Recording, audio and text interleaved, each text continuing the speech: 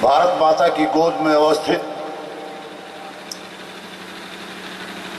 सरस्वती की इस पावन भूमि को प्रणाम करता हूं।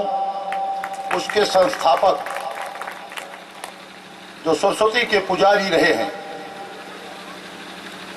अभी हमारे तमाम वक्ताओं ने कहा कि ऐसे थे बाबूजी, वैसे थे, कितना कार्य किया, क्या क्या किया। मैं उनके बारे में कुछ थोड़ी सी बात कह के ज्यादा समय आपका न लूंगा, क्योंकि बैठे बैठे आप लोग सब थक चुके होंगे। इसलिए आज ऐसे व्यक्तित्व जो प्रकृति की इस लीला में जायमान हुआ था और आज के दिन उसने गमन कर दिया, ऐसे जग में रहने वाले उस महामानव को मैं दिल के अंतरतम तहों से श्रद्धा सुमन अर्पित करते हुए मंचस्थ उनकी धर्म पत्नी के रूप में, मेरी माता के रूप में बैठी हुई उस माता को प्रणाम करता हूं, नमन करता हूं, वंदन करता हूं। समस्त विद्वत जन जो हमारे मंचस्थ गुरु रहे हैं, जिन्होंने कानून पढ़ाया है, तमाम लोगों को कानून का वेत्ता बनाया है, ऐसे विद्वत जनों को, गुरुजनों को प्रणाम करते हुए नमन करता हूं, वंदन करता हूं। सम्मुख बैठे हुए इस लॉ कॉलेज के तमाम उन प्राध्यापकों को, प्राध्यापिकाओं को दिल के अंतरतम तहों से साधुवाद देता हूं, बधाई देता हूं कि जो ऐसा कार्य उन्होंने एक ऐसे व्यक्तित्व के नाम पर किया है। जो उगता है वो ढलता है, जो उगता है वो ढलता है, समय का चक्र चलता है। अरे मानव, संभल कर चल, समय करवट बदलता है। हमारे गुरुजी अभी बता रहे थे। मेरा अपना मानना है कि जिसको जग कहा जाता है, जायमान होना और गमन करना, यहां जो आएगा वह जाएगा, ऐसा कुछ नहीं है। चाहे राजा हो, चाहे रंक हो, चाहे फकीर हो। इस विद्यालय की स्थापना को लेकर, क्योंकि बाबूजी ने जो कार्य और बीड़ा उठाया था वह मेरे पिताजी की कार्यशैली से मिलता जुलता था। मेरी पहली बार जब बाबूजी से मुलाकात हुई, इन्होंने कहा कि मैं ग्रामीण अंचल में लॉ कॉलेज खोलना चाहता हूं कि जो प्रोफेसर्स हैं वो बहुत ही ऐसे व्यक्तित्व और कृतित्व के हैं जो गांव को पसंद शायद नहीं करना चाहते। लेकिन मैंने उनसे एक चीज ये कहा कि मानव के हृदय में दो चीजें निवास करती है। उन्होंने कहा कि मेरे कॉलेज का पैनल होना है, मान्यता नहीं हो पा रही है। अभी हमारे प्रोफेसर सिंह साहब ने भी अपनी बातों में कुछ बातें कह दी। मैं बैठा सोच रहा था, मनन कर रहा था। मानव के जीवन के अंदर दो चीजें होती हैं, एक देवता निवास करता है और एक राक्षस निवास करता है। जब राक्षस निवास करता है और उसका आधिपत्य किसी मानव के रूप में मानव के ऊपर सवार होता है, तो वो किसी भी अच्छी चीज को नकारना चाहता है। उसका उदाहरण मैं कहना नहीं चाहता, अन्यथा ना लेंगे मेरे गुरुजी, दे दिया जाता है। ऐसे ही हमारे संस्थापक महोदय को उत्तर मिला था। मैंने कहा बाबूजी, जिस दिन उस व्यक्ति का देवता जगेगा और वही व्यक्ति आपका काज करेगा, कहीं कैसे जगेगा? मैंने कहा कि जगेगा जिस प्रकार पत्थर, एक मिट्टी का घड़ा, उस पर रखते जाइए, परमानेंट वह अपनी जगह बनाता है। यह मानव का हृदय है, आज नहीं तो कल पिघल जाता है। मैं आपको यह बताना चाहता हूं लोगों ने कहा, मैं जानता था उनको, उनकी पीड़ा को समझता था। गांव में कार्य करना बड़ा कठिन है। मेरे पिताजी भी गांव में काम किया करते थे। लखनऊ ऐसे शहर को छोड़कर आए थे और नौकरी से इस्तीफा देके आए थे। सीबी गुप्ता उस समय मुख्यमंत्री हुआ करते थे। उनसे कहा कि मैं बाबूजी अब यहां काम नहीं करना चाहता, गांव का बच्चा हूं, गांव में पढ़ा हूं, बड़ा हुआ हूं, इसलिए अब गांव की सेवा करना चाहता हूं, क्योंकि भारत गांव का देश है। और जिस दिन हर व्यक्ति ये सोच लेगा कि राष्ट्र के निर्माण में गांव का योगदान है, उस दिन गांव की प्रगति और खुशहाली के लिए हर व्यक्ति का हाथ आगे बढ़ने लगेगा। मैं उस दिन का इंतजार करता रहता हूं और उसी के तारतम्य में मेरी बाबूजी से मुलाकात हुई थी। पहली मुलाकात और बात पर फिर बात हुई थी। उसके बाद चुनाव आ गया। जब चुनाव आया तो फिर तो मुलाकात मेरी होती थी, क्योंकि शिक्षा वाले थे, कॉलेज वाले थे। कॉलेज का मैं भी कॉलेज चलाता हूं, कॉलेज खोला है। मेरे पिताजी ने मुझको एक कॉलेज दिया था वसीयत में, और आज के दिन मैंने 9 कॉलेज। अगर आत्मा मरती नहीं है तो वह आत्मा देख रही होगी। आज उनके पुत्र उदय प्रताप सिंह जी यहां बैठे हुए हैं। मैं देख रहा था, यहां हमारे गायक गाना गा रहे थे और उस गाने की पंक्तियों पर उनको पीड़ा हो रही थी। मैं समझता हूं ऐसा मानव का हृदय नहीं होना चाहिए। मित्रों, आपको बताना चाहता हूं, उस व्यक्ति के लिए मेरी 2 पंक्तियां हैं और एक कहानी सुनाकर, क्योंकि यहां पठन पाठन और मेकर्स, शिक्षक है, शिक्षा है और शिक्षार्थी है, इन तीनों पर एक कहानी सुनाकर अपना स्थान लूंगा।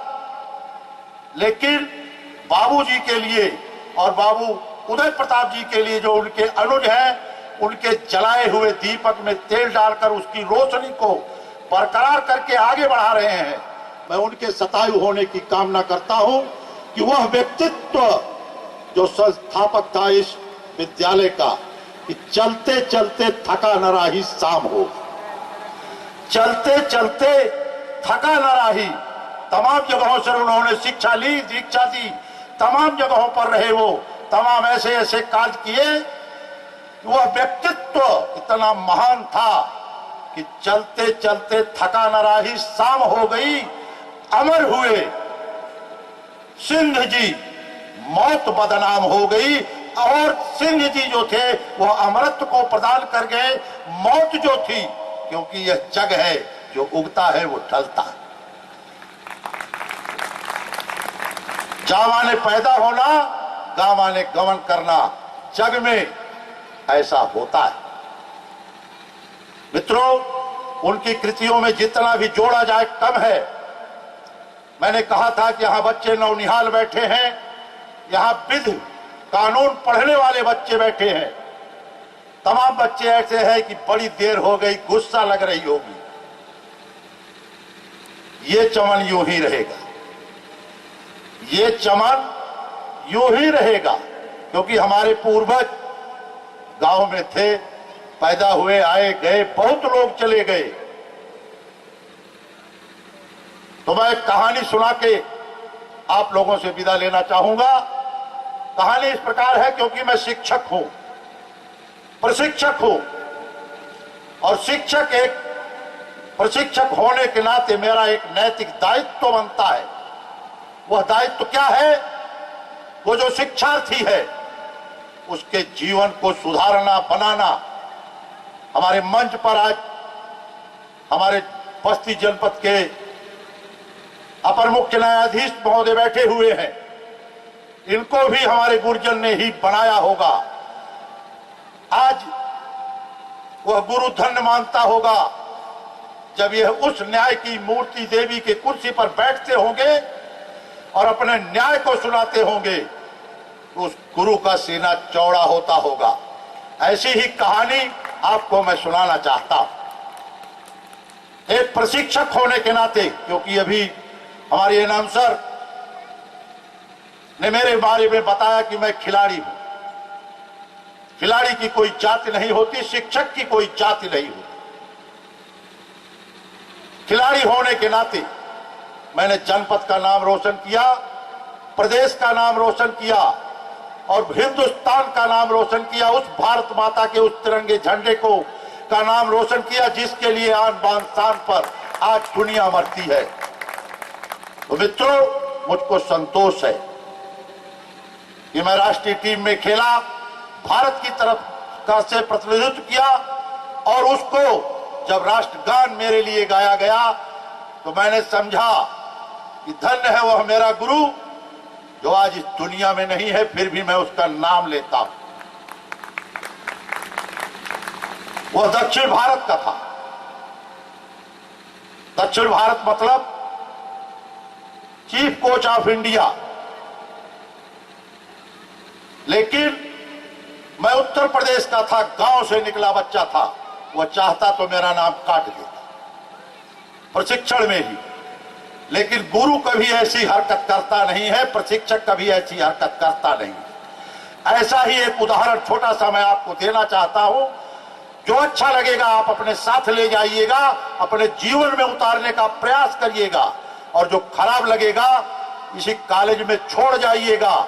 यहाँ के प्राध्यापक, यहाँ के गुरु, यहाँ के संस्थापक उसको फिर से संवार के, फिर से मॉडिफिकेशन करके आपको देने का प्रयास करें। वह कहानी क्या है?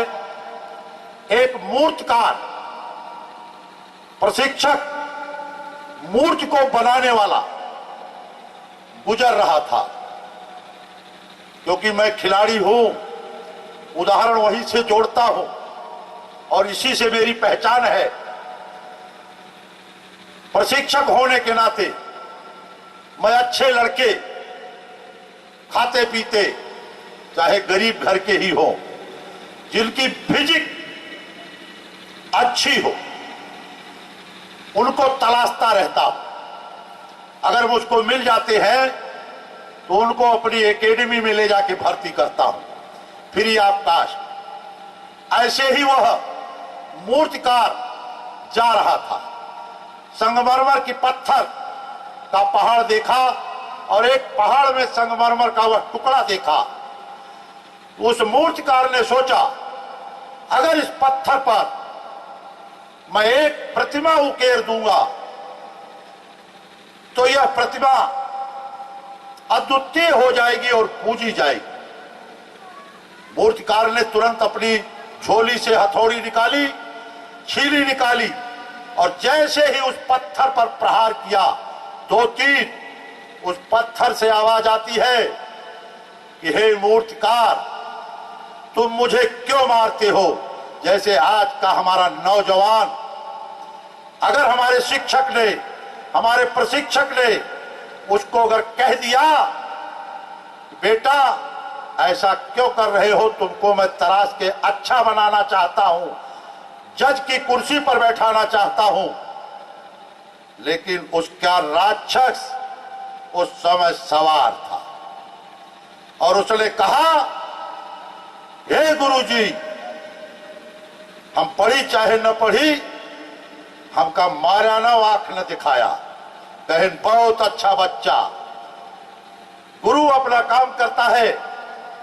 उसने वो आगे बढ़ गया, वहीं छोड़ दिया उस मूर्ति को, आगे बढ़ता गया, फिर रास्ते में वह पत्थर दिखाई पड़ा दूसरा, और वह पत्थर जब दिखाई पड़ता है तो उस पर वही पुनरावृत्ति, झोले से हथौड़ी निकालता है, छीली निकालता है और उसकी मूर्ति को मूर्ति का रूप देना शुरू करता है। जब मूर्ति का रूप देना शुरू करता है और मूर्ति एक सुंदर सरस्वती की प्रतिमा के रूप में बन के ऐसे कॉलेज में स्थापित हो जाती है, जिस पर डे फूल माला, धूप अगरबत्ती जलाई जाती है, ऐसे विद्यालय में आके लगती है। और दूसरा पहला पत्थर उसको कोई कॉन्ट्रैक्टर, ठेकेदार खरीद लेता है। जब खरीदता है तो उस पत्थर का क्या करता है? उस पत्थर को काटता है। काटने के बाद अपने बाथरूम में लगवाता है। जब बाथरूम में वो पत्थर लगता है तो उसके ऊपर क्या किया जाता है? आप लोग डांट डांट डांट है, आपको अंदाजा होना चाहिए, मैं और सबको कहना नहीं चाहता। मित्रों, वह मूर्तिकार फिर एक बार ऐसे ही मेरी तरीके से घूमता हुआ जा रहा था और संजोग से जिस घर में वह पत्थर लगा था उस घर में पहुंचता है तो उस पत्थर से आवाज आती है कि हे मूर्तिकार, अगर मैंने तुम्हारे उस चोट को सह लिया होता तो आज लोग मेरे ऊपर बाथरूम न कर रहे होते, लैट्रिन न कर रहे होते, मेरी भी पूजा ऐसे विद्यालय में होती जैसे आज यहां हो रही है। तो मित्रों, क्योंकि ये शिक्षालय है, शिक्षा का स्थान है, यहां मेकर गुरु हमारा बनाता है और बना के कुछ देना चाहता है।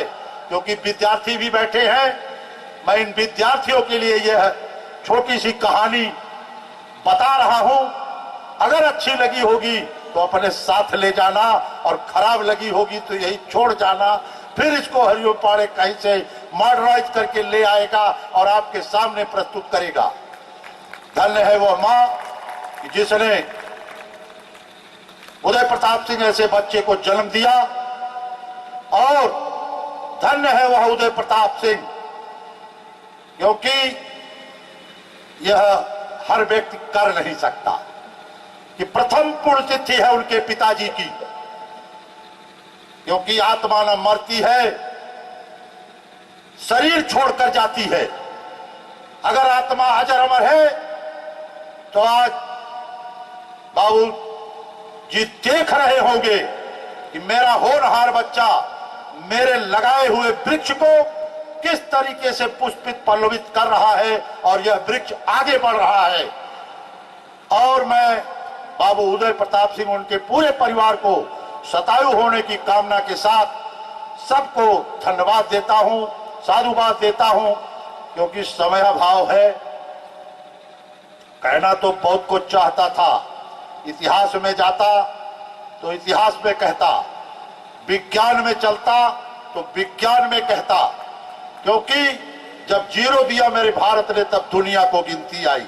भारत तो विश्व गुरु था और उसी विश्व गुरु के हम लोग अनुयायी हैं, उनके शिष्य हैं। इसलिए और गांव में वह देवता बसता है, उसी देवता को मैं एक बार पुनः प्रणाम करते हुए नमन करता हूं, अपनी वाणी को विराम देना चाहता हूं। जय मां, जय हिंद, जय विद्यालय।